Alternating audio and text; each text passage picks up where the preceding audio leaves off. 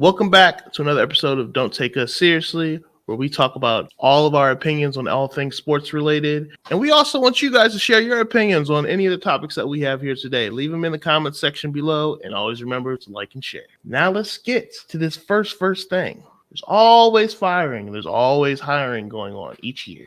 And with this, some of it's deserved, some of it's not deserved. For example, we got Jim Irsay, runs the ship like a dictator. I like to spell it with D-I-C-K. And then there's other situations we've got to recognize. Sometimes hires and fires happen that we can kind of sweep under the rug. For example, Freddie Kitchens and Hugh Jackson with the Browns. Yeah, okay, mistakes happen, and we know they probably shouldn't have had a job, and we weren't beating the table for them to have it. But then there's other situations, like I mentioned Jim Irsay, where people just get emotional and they just make trigger finger, decisions that just make you want to scratch your head. And sometimes they make you even want to question, man, like that actually was a pretty decent coach, like Jim Irsay did with Jim Caldwell years ago at the Colts. Truth of the matter is, DJ, good teams hire good coaches and keep their coaches for a long time. The Steelers and Patriots are examples of that. And the NFL is a parity organization. I mean, Kevin, we know everybody can't win. It's the NFL. It's a competitive league. And within that, you've got billionaire playpens. And within this billionaire playpens, we've got these owners that act like babies sometimes. And they just make crazy decisions because they can. And who's going to tell them not to? Again, I got to point to the knucklehead decision-making of good old Jim Irsay. So once again, we've gone through the hiring and firing cycle. And we have some thoughts on hiring and where the team stands. The worst hire, Arizona Cardinals hiring Jonathan Gannon. Now, this is the defensive coordinator from the Eagles who lost the Super Bowl to the Chiefs. The defense in the second half took a trip to Cancun because no one showed up and the Chiefs' offense kept scoring. And he went on to hire the Browns quarterbacks coach, Kevin. This is wild, from the Kevin Stefanski organization. Now, I bring that up because in a future episode, we talk about that, about, Browns fans. They kind of think that Stefanski maybe not be a good hire, but we'll dive more into that, in a future episode. Just to kind of bring it all back, when you go and you hire someone from the staff of an organization, that probably means that it's moving in the right direction. But I digress. Gannon also hired a 29-year-old linebackers coach from the Eagles to be the defensive coordinator. Now, either these guys are some whiz kids that no one knew about, or just Gannon is just hiring his buddies. None of this screams proven coaches anyways. Now, Gannon has to make it work with Kyler Murray, who is known to be lazy enough that the team thought they need to put a Call of Duty clause in this guy's contract. The dude is still running around like the Roadrunner after year 4, still unable to drop back and pass. It's not like the Cardinals can get rid of him. They're stuck with him. And I don't really know if this coaching hire is going to turn anything around, because while the league is looking at offensive-minded coaches, the Cardinals are deciding to go defense for whatever reason. And it's okay to zag when everybody's zigging, but let's just keep it in perspective. The last time you guys did this, you hired Cliff Kingsbury. That didn't work out too hot for you. So, here's to you trying it again. This is also the team that fired Steve Wilkes, who turned out to be the great coach to hire Cliff from Texas. Gannon has led 1 year of success with the Eagles, but the Eagles also had one of the weakest schedules and massive overload of talent. And he has already gotten a head coaching job. Grade a D. Yeah, I think so as well. For the second worst hire, the Colts, Shane Steichen. So the Colts, they decided to hire this Shane dude. Oh, bear with me. Shane was the offensive coordinator for the Eagles last year. Okay.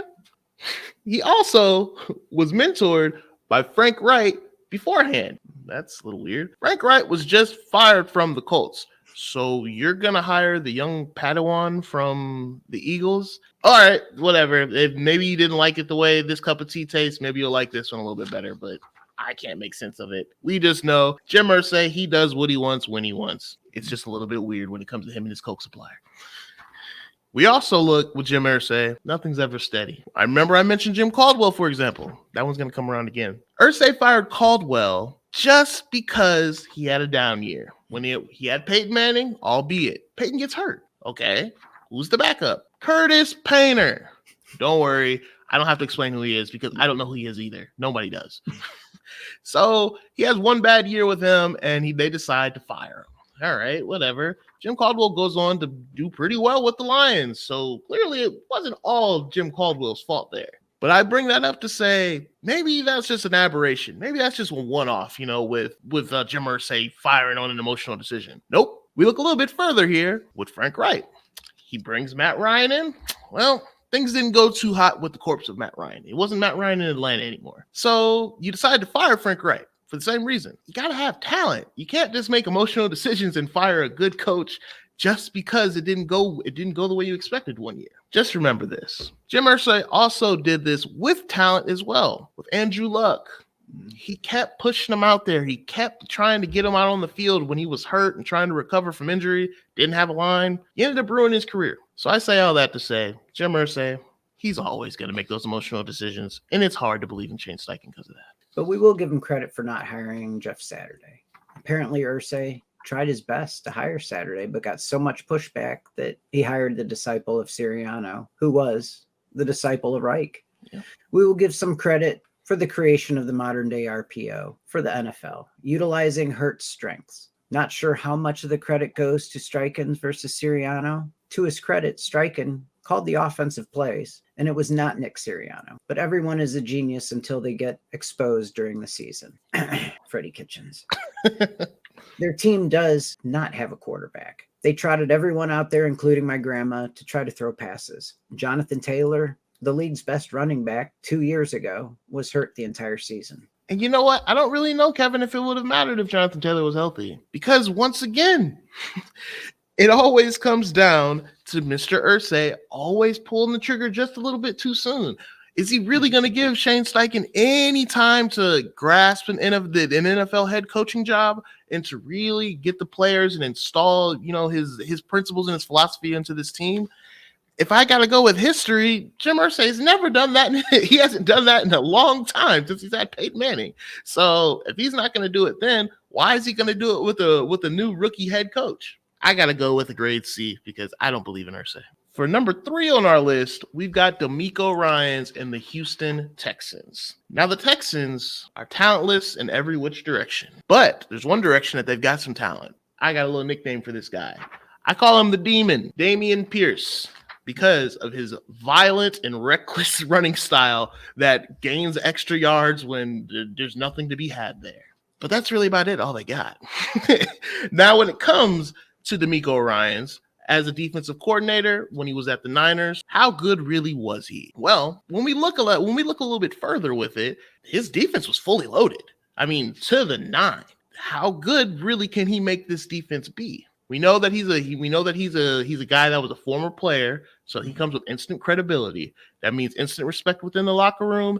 And even with that talented roster that he had, he was still able to keep the game close with the Eagles in the NFC Championship game for the first half. In the second half, it just kind of looked like they fell apart. All the quarterbacks went pretty much for the Niners, so maybe they were just demoralized. I'm going to give them a little bit of a pass, though. We're going to trust the instincts from Ryans being part of the defense at one point. He comes with a built-in experience of what makes a locker room unite and play with passion and heart. The Texans are also loaded with draft picks. They might have the most draft picks in the first 2 rounds for the next couple of years, but there is no big-name quarterback that is chasing a ring or going to come in here.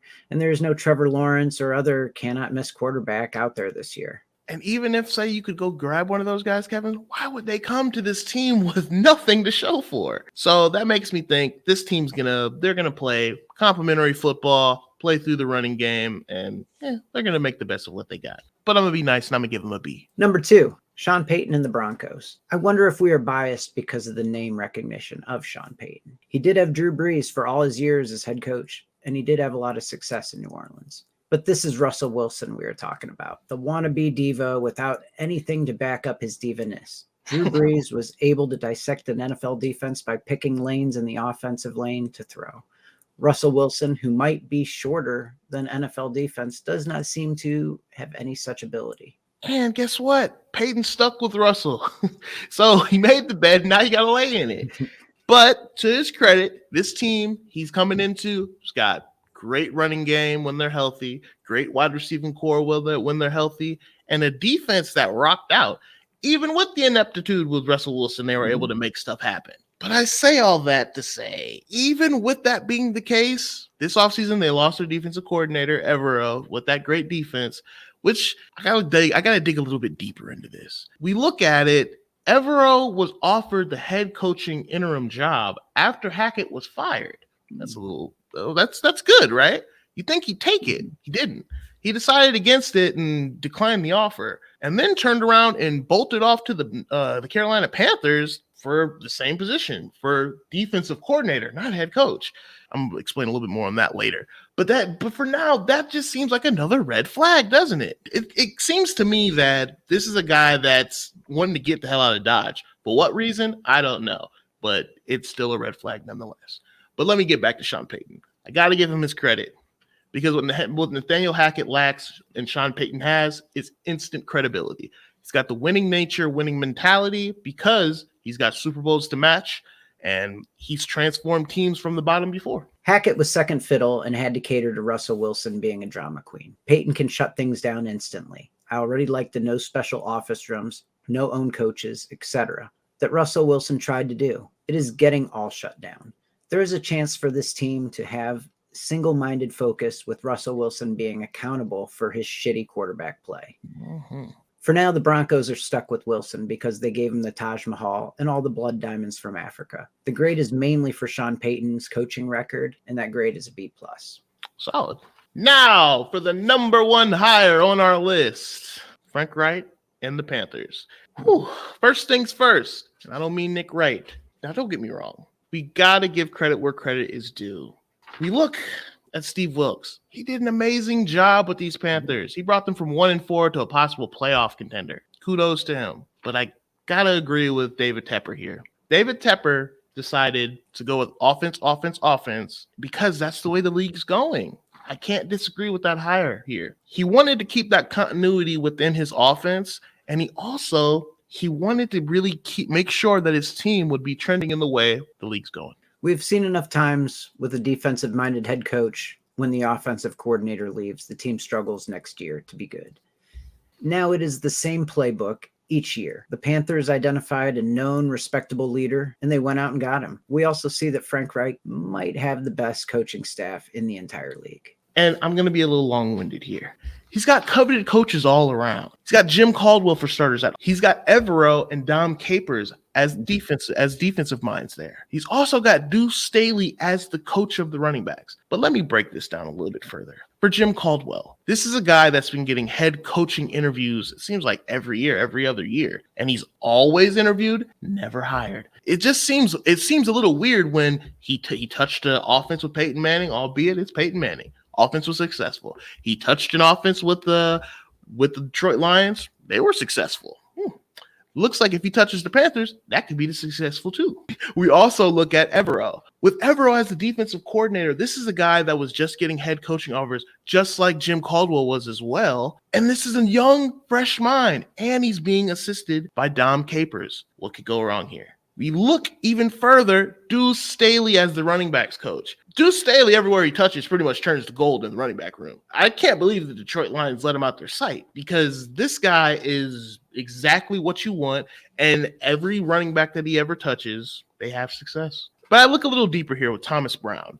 Thomas Brown is an offensive commodity and great to be able to pair with Jim Caldwell, and someone else that somebody kind of forgets about, Josh McCown. He was just getting interviewed for a head coaching job with the Texans just 2 years ago. So you get all these offensive minds working together, all of this head coach almost credibility all under one roof. What could go wrong? I think it goes to show you that there's a lot of respect amongst the NFL league, because when you look, they all wanted to work with Frank Wright. And for them to want to work with Frank Wright, that means that he's well respected amongst the community. You got 191 years of coaching experience here. You got 75 years of playing experience within the NFL on this coaching staff. And then you have 10 Super Bowl rings. That looks like it could be success, or at least it looks great on paper. Frank had a good idea of how he wanted to put the team together, and he did it. The team was no slouch last year. They almost made it to the playoffs. Last year, Frank was the coach. All he had was leftovers that he did with the Colts. But he did find Sirianni and Jonathan Gannon, who have become head coaches themselves. This team has good staff from head to toe. And in a weak NFC South, this team could be a steady playoff contender for each year. But they do need a quarterback. And Frank shouldn't be allowed to pick from the leftovers of Matt Ryan and Phillip Rivers, etc. Someone find Frank a decent enough young guy that Frank can build up as his franchise instead of having some old retreads. The grade is an A. I like that. And with that, this has been another episode of Don't Take Us Seriously. I just want to remind everyone, please like, comment, share, subscribe, anything that you guys would like with us. And if you guys have any opinions on what we've been talking about today or something you'd like to see in the future, leave that in the comment section below, and we'll catch you guys on the next one. See ya.